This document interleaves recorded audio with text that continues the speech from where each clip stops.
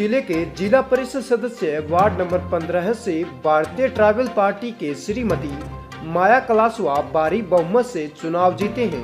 उन्होंने वे इनके जनप्रतिनिधि आजाद कलासवा ने आरजेएम न्यूज के माध्यम से बताया कि विकास से वंचित गांवों को सड़कों से जोड़ना व पेयजल हेतु हैंडपंप लगवाना व साथ ही मार्गिया डैम की नहर जो यहां से गुजर रही है, इस नहर का स्पेज की वजह से खेतों में पानी भर जाता है, जिस कारण किसानों को काफी परेशानी और हानि होती है। इसका समाधान निकालना व सरकार की प्रत्येक जन कल्याणकारी योजनाओं को जन जन तक पहुंचाना हमारा प्रयास रहेगा। तो आइए जानते हैं मोहन नायक के साथ विशेष बातचीत में नवनिर्वाचित जिला परिषद सदस्य श्रीमती माया कलासवा व समाज सेवी आजाद कलासवा जी के अपने क्षेत्र में विकास कार्य के प्रति विचारों को। नमस्कार, मैं हूं मोहन नायक और आप देख रहे हैं आरजेएम न्यूज चैनल। हमारी न्यूज चैनल की टीम आज डूंगरपुर का जिला परिषद का वार्ड नंबर 15 जहां से चुनाव जीते हैं भारतीय ट्राइबल पार्टी से श्रीमती माया कलासवा और उनके जनप्रतिनिधि बिलिया बड़गामा के वर्तमान सरपंच आजाद कलासवा जो हमारे साथ में मौजूद हैं। तो इन सबसे हम जानेंगे कि इनके पंचायत में और इनकी जो वार्ड नंबर 15 है, इनमें क्या समस्या है और इनके क्या मुद्दे रहेंगे, क्या मसले रहेंगे। और मैं ये भी बताना चाहूंगा कि माया कलासवा भारतीय ट्राइबल पार्टी से जिला प्रमुख पद के दावेदार भी थे। तो आजाद जी, आपको जीत हार्दिक बधाई और शुभकामनाएं। आपके चैनल को सबसे पहले तो जोहार और धन्यवाद। तो माया जी, आपको भी जोहार और जीत की हार्दिक शुभकामनाएं। आपको भी आरजेएम न्यूज चैनल को जोहार और धन्यवाद। तो आजाद जी, मैं जानना चाहता हूं कि आपका जो वार्ड नंबर 15 है, इसमें कितनी ग्राम पंचायतें और इनकी धरातल की वास्तविक क्या क्या समस्या है जो लोगों ने आपको, आपकी धर्मपत्नी को माया कलासवा को अच्छे मतों से जिताया है। सबसे पहले तो मेरे वार्ड के सभी मतदाताओं को और यहाँ की जनता को धन्यवाद देना चाहता हूँ कि आपने पूरे जिले में सबसे बड़ी लीड से ये वार्ड जिताया है। मेरे मिसेज को जिला परिषद में भेजा है और मेरी मिसेज जो यहाँ जिला परिषद वार्ड जो सामान्य सीट था बड़ा उससे जीत के आई है। तो यहाँ की जो समस्या है, सबसे पहली बात ये वार्ड जो है वो पहाड़ी इलाकों में फैला हुआ वार्ड, मतलब जैसे ग्राम पंचायत बेड़, काहेला, नुकना, बिलिया बड़गमा है, फावटा है, इवन 8 से 10 पंचायत ऐसे जहाँ पहाड़ी इलाका है वहाँ मतलब एक उस पहाड़ी पे घर है, इस पहाड़ी पे घर है। तो कुछ मोहल्ले ऐसे भी हैं जो पहाड़ों के बीच में है, वहाँ से कोई महिला बीमार हो जाए, कोई वृद्ध लोग बीमार हो जाए तो वहाँ से इनको हॉस्पिटल तक पहुँचाने में बहुत समस्या हो रही है, वहाँ सड़क पे पहुँच। इसी वजह से वहाँ की जनता ने हमको वोट दिया, क्योंकि हमारा मेन लक्ष्य कि वहाँ हर घर तक, हर मोहल्ले तक हमारा सड़क पहुँचाने का हमारा लक्ष्य। ठीक है। तो आपकी यहाँ से जो सिंचाई नहर निकल रही है, इसकी कंडीशन क्या है और इसके सुधार के लिए आप क्या करना चाहते हैं? मैं आज मेरी 28 साल की उम्र है। मैं भी गत 5 साल का तब से मैं मतलब मेरे समझ में आया कि यहाँ बिलिया और ये नया बदल जो मार्केट डैम से के नाम से जुड़े हुए गाँव है, वहाँ 5 साल से तब से यहाँ रिसाव हो रहा है ना, मतलब तीनों फसल है, कुछ नहीं होता है। अब भी आप खेतों में जाके देख सकते हो पानी भरा हुआ नदी की तरफ। तो पहले मैं जैसे ही सरपंच बना, इरिगेशन विभाग के एसी साहब कमला शंकर जी को बुला के यहाँ पूरे नहर पे मैंने सर्वे करवाई और यहाँ का जो प्रपोजल बना के मैंने जयपुर तक भेजा। शायद राजस्थान सरकार इस बजट सत्र में दे दे तो कहीं कहीं हमारे इस एरिया का किसान है वो फायदा ले।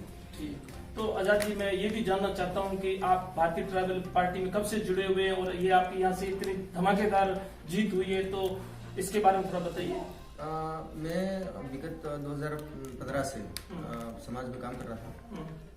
भारतीय युवा मोर्चा का मैं राष्ट्रीय प्रवक्ता हूँ। ठीक। और गांव गली पहुंचा पर विधानसभा क्षेत्र डूंगरपुर, विधानसभा क्षेत्र सागवाड़ा और पूरे जिले में जहाँ भी सामाजिक काम होते, किसी हमारे समाज के लोगों को समस्या होती, वहाँ जाके हम खड़ा रहते और इनकी समस्या सुनी। और जनता ने, मेरी पंचायत के लोगों ने देखा कि ये आदत है, वो युवा लड़का है, अच्छा है, समाज के बीच में जाता है, उनकी समस्या को देखता है, समाज की बात रखता है। इसकी वजह इन्हीं कारणों से मुझे सरपंच बनाया और मैंने विगत लंबे समय अरसे से यहाँ कायम रहे सरपंच नवनीत जी को मैंने 532 वोटों से हराया। और इवन मेरे पंचायत के लोगों को और मतदाताओं को धन्यवाद देना चाहता हूँ, जो कार्यकर्ता मेरे साथ में दिन रात घूमे। इवन मेरे साथ में प्रचार के दौरान सुबह 7 बजे से लगा के रात के 8 बजे तक 300 से 400 आदमी पैदल घूमते थे।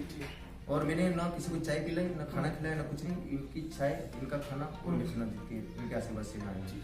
तो माया जी, मैं आपसे भी जानना चाहता हूँ कि ये जीत का श्रेय, और आप इतने अच्छे मतों से जीते हो, ये जीत का श्रेय किसे देना चाहते हैं?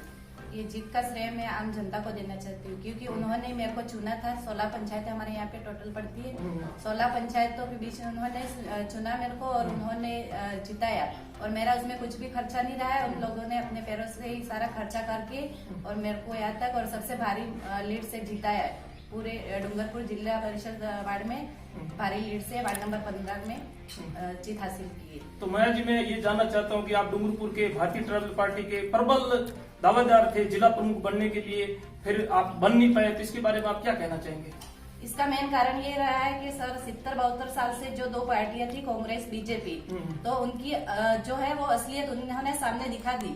लास्ट में जाके वो दो पार्टियां वो लास्ट दिन एक हो गई, और आम जनता को भी ये सुझाव उनके सामने गया कि वास्तविक ये 70-72 सालों से, यानी कि बाहर तो बिल्कुल ही दुश्मन बन के घूम रहे थे, पर ये मिलीजुली और एक ही पार्टी थी और एक ही थे वो लोग। तो वास्तविक जनता को भी यूं हो गया है अब, और आगे से मैं कहना भी चाहती हूँ कि वास्तविक अभी भी वो पार्टियां दोनों एक ही है।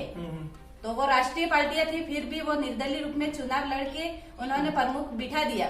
पर मैं जिला परिषद सदस्य होने के नाते मैं कह रही हूँ कि यानी कि डूंगरपुर जिले के किसी भी एरिया में कोई भी समस्या हो तो उसके समाधान करने के लिए जिला परिषद में जाके मैं कोई भी बात हो तो उनकी रखूंगी, और जितनी भी धरातल पर समस्या है उनकी और लोगों की जो आशा है और अपेक्षा मेरे से जो टिकी हुई है उसको पूरा करने की मैं पूरी कोशिश करूंगी।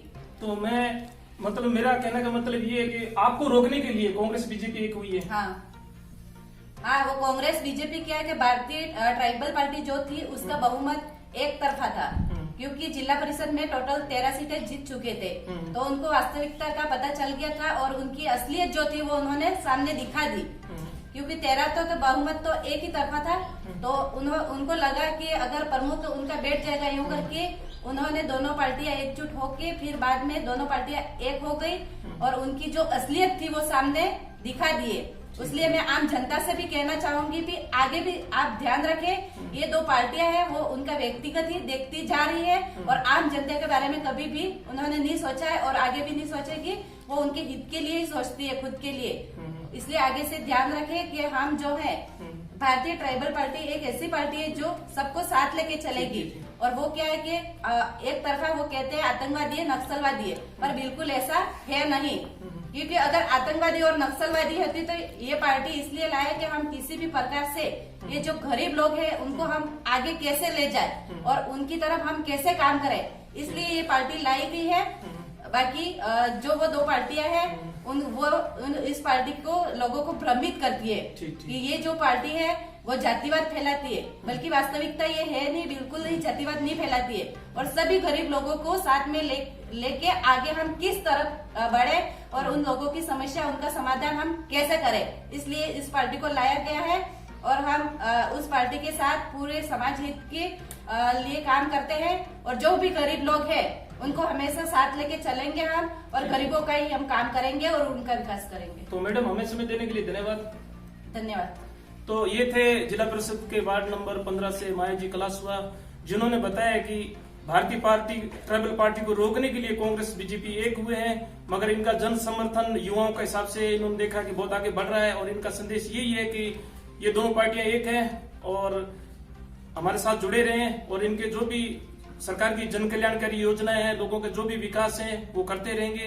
तो मेरे सहयोगी रामचंद्र सोनी के साथ मोहन नायक की रिपोर्ट।